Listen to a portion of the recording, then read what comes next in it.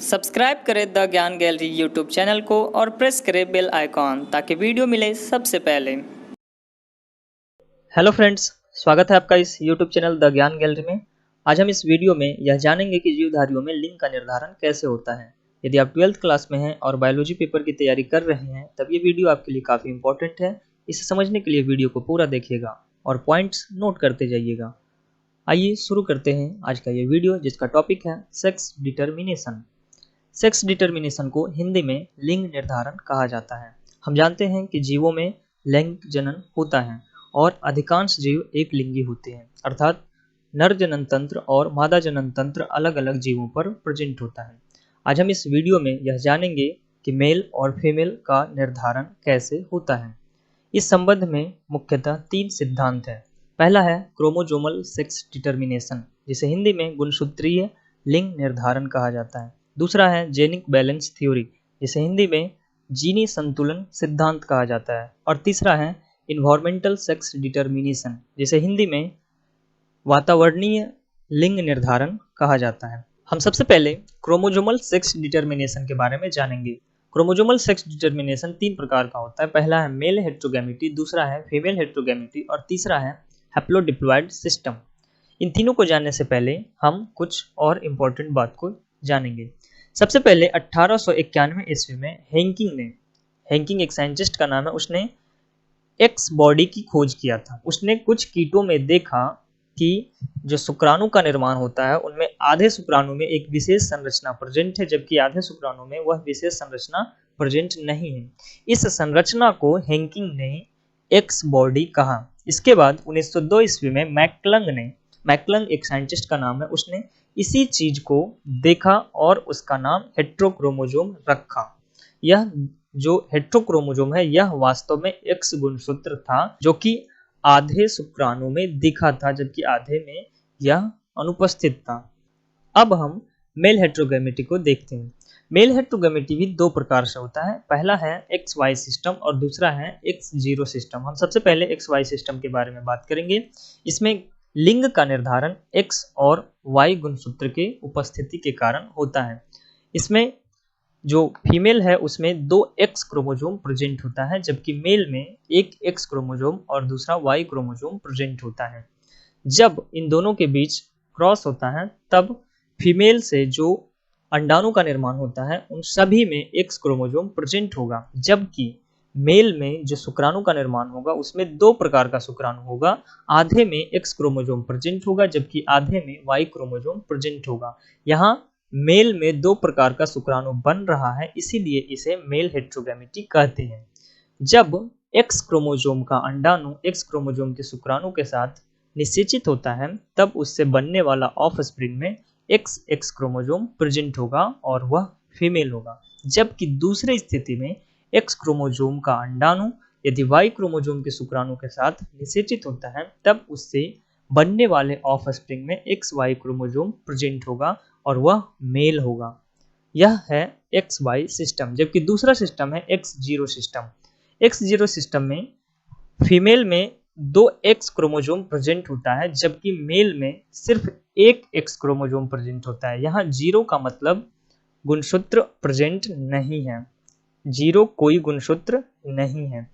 जब फीमेल में अंडाणु का निर्माण होगा तब उसमें सभी में एक्स क्रोमोजोम प्रेजेंट होगा, जबकि मेल में 2 प्रकार का शुक्राणु बनेगा। आधे में एक्स क्रोमोजोम प्रेजेंट होगा और आधे में कोई एक्स क्रोमोजोम नहीं होगा। जब एक्स क्रोमोजोम का अंडाणु एक्स क्रोमोजोम के शुक्राणु से निषेचित होता है तब ऑफस्प्रिंग में 2 एक्स क्रोमोजोम प्रेजेंट होगा और उससे फीमेल का निर्माण होगा। जबकि दूसरी ओर जब एक्स क्रोमोजोम का अंडाणु बिना किसी लिंग गुणसूत्र के शुक्राणु से निषेचित होगा तब उसमें एक्स जीरो उपस्थित होगा, मतलब उसमें सिर्फ 1 एक्स क्रोमोजोम प्रेजेंट होगा और वह मेल होगा।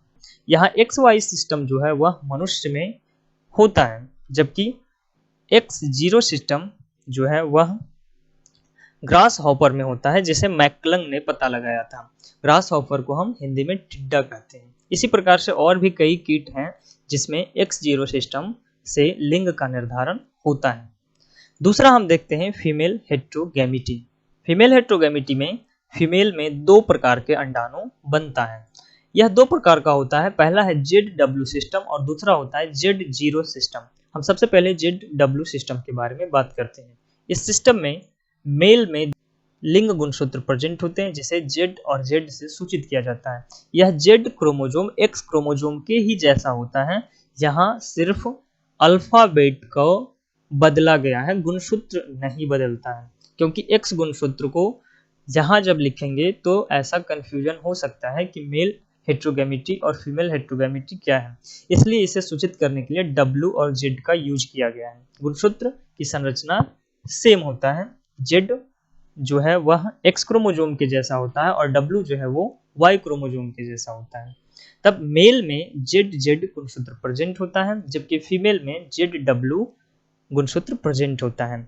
जब इन दोनों के बीच क्रॉस कराते हैं तब मेल में जो गैमेट का निर्माण होता है उसमें सभी में Z गुणसूत्र प्रेजेंट होगा, जबकि फीमेल से जो अंडाणु का निर्माण होगा उसमें आधे में Z क्रोमोजोम और आधे में W क्रोमोजोम प्रेजेंट होगा। यहाँ फीमेल से दो प्रकार के गैमेट का निर्माण होता है, इसलिए इसे फीमेल हेटेरोगैमेटी कहते हैं।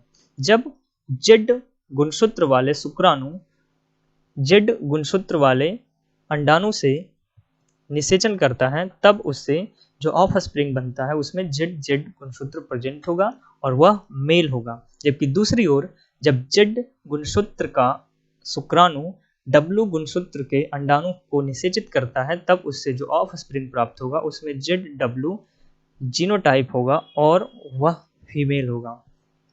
ZW सिस्टम मुख्य रूप से तितली, मछलियों, रेप्टाइल्स और पक्षियों में होता है, जबकि दूसरा सिस्टम है Z0 सिस्टम। इसमें जो मेल होता है उसमें दो Z गुणसूत्र प्रेजेंट होता है, जबकि फीमेल में सिर्फ एक ही Z क्रोमोजोम प्रेजेंट होता है। यहाँ 0 का मतलब कोई क्रोमोजोम नहीं है।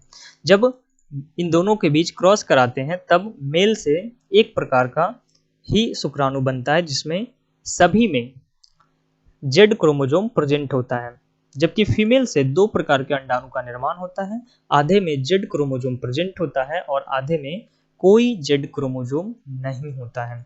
जब Z क्रोमोजोम का शुक्राणु Z क्रोमोजोम के अंडाणु को निषेचित करता है तब उससे जो जीनोटाइप होता है वह ZZ होगा और उससे मेल का निर्माण होता है। दूसरी ओर जब Z क्रोमोजोम का शुक्राणु बिना किसी सेक्स क्रोमोजोम के अंडाणु को निषेचित करता है तब उससे जो ऑफ स्प्रिंग प्राप्त होता है उसमें सिर्फ एक Z क्रोमोजोम होता है और वह फीमेल होता है।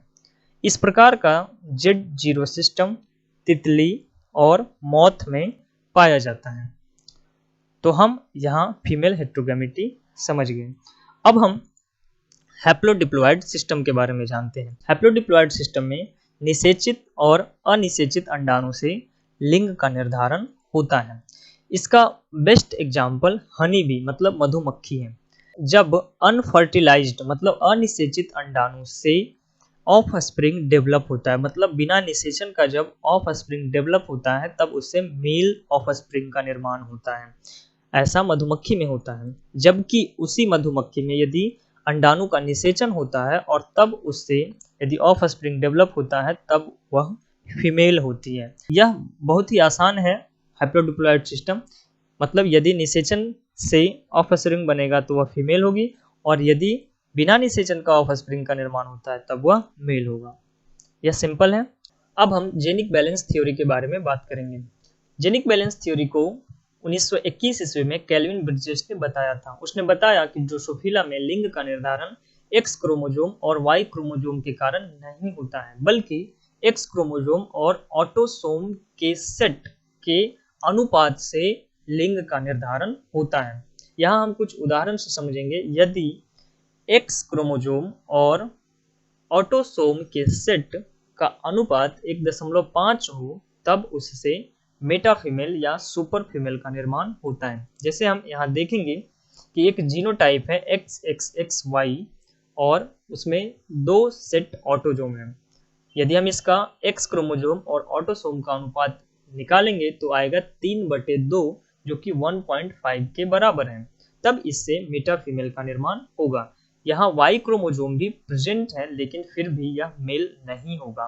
क्यों? क्योंकि वाई क्रोमोजोम जो है वह ड्रोसोफिला में लिंग निर्धारण में भाग नहीं लेता है। दूसरी स्थिति है यदि एक्स क्रोमोजोम और ऑटोसोम का अनुपात 1 हो तब उससे फीमेल का निर्माण होगा। जैसे हम यहाँ देख सकते हैं कि 2 एक्स क्रोमोजोम और एक वाई क्रोमोजोम प्रेजेंट है और उसके साथ 2 सेट ऑटोजोम प्रेजेंट है।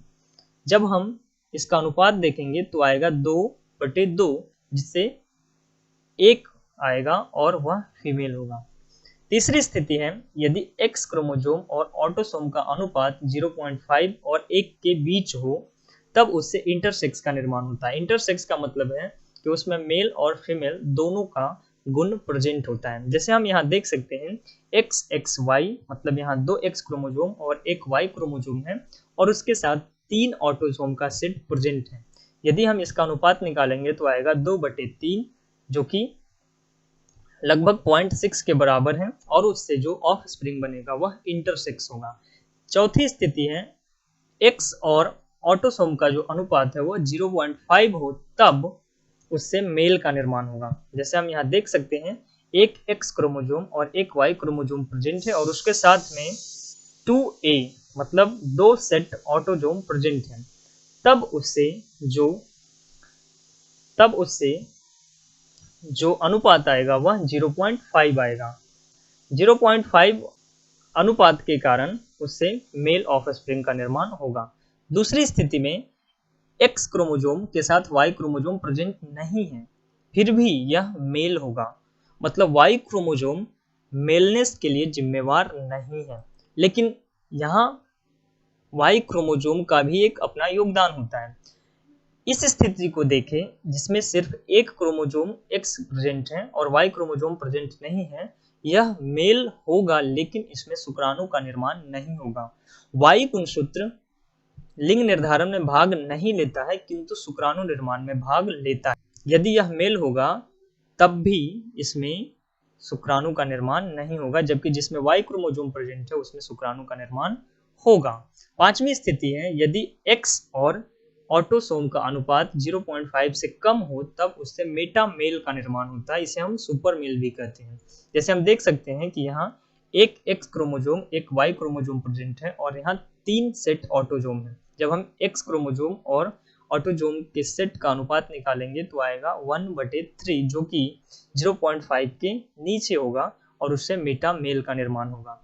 दूसरी स्थिति में सिर्फ एक क्रोमोजोम प्रेजेंट है, वाई क्रोमोजोम एब्सेंट है और 3 सेट ऑटोजोम है। यदि इसका अनुपात भी हम निकालेंगे तब उससे 0.5 के नीचे आएगा और उससे मेटा मेल का निर्माण होगा। यहाँ भी वाई क्रोमोजोम प्रेजेंट नहीं है, यह मेल होते हुए भी इसमें शुक्राणु का निर्माण नहीं है, क्योंकि वाई क्रोमोजोम शुक्राणु निर्माण के लिए जरूरी होता है।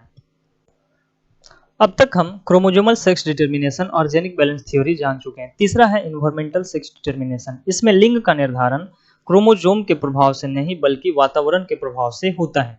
इसमें कई वातावरणीय प्रभाव लिंग का निर्धारण करते हैं, जैसे है टेम्परेचर का प्रभाव, हार्मोन के प्रभाव से भी लिंग का निर्धारण होता है। कुछ सरीसृप में टेम्परेचर के प्रभाव से लिंग का निर्धारण होता है। जैसे मगरमच्छ में यदि उच्च टेम्परेचर पे अंडे का इंक्यूबेशन होता है तब उससे नर का निर्माण होता है, और यदि उसी मगरमच्छ के अंडे का इंक्यूबेशन लो टेम्परेचर पे होता है तब उससे मादा का निर्माण होता है।